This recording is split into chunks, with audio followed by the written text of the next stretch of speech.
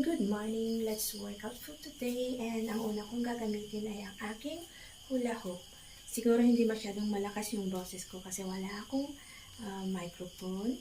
O kaya yung phone ko na lang yung stand ko there. Sabay gano'n ng there. No, just kidding. So, let's work out. And hula hoop yung gagamitin kong una. So, let's do it! Ganito po ako maghula hoop sa hindi naman siya everyday. Sometimes ko lang siyang ginagamit. So, ayan yung actual na paggamit ko nito. Ito pala is weighted hula hoop siya. So, ang ginawa ko nung una symbol ko, linagyan ko na lang siya ng buhangin para bumigat. At kung mabigat siya, mas maganda siyang gamitin, kumbaga. So, kahit na naghuhula hoop ka, kung mabigat na, hindi naman siya mahuhulog basta sanay ka na. Pero kung hindi ka sanay maghula hoop, talagang mahuhulog siya. Either ang gamit mo is yung weighted o yung hindi weighted. Mahuhulog pag hindi mo alam gamitin.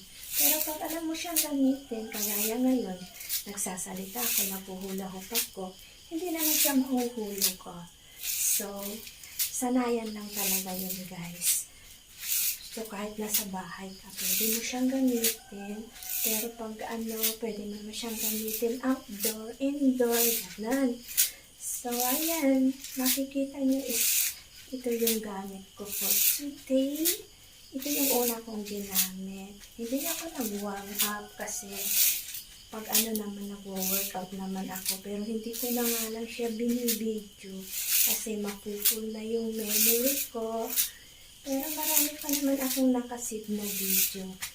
Ipopost ko na lang next time. Hindi ko lang pinupost ngayon kasi sa profile ko na mail ko, may issue yun. Tapos sa aking page, restricted din yung aking earnings. So, naglailo lang muna ako. Pero mag-upload pa naman ako ng mga workout, ng mga videos, mga pictures, mga quotes, ganun.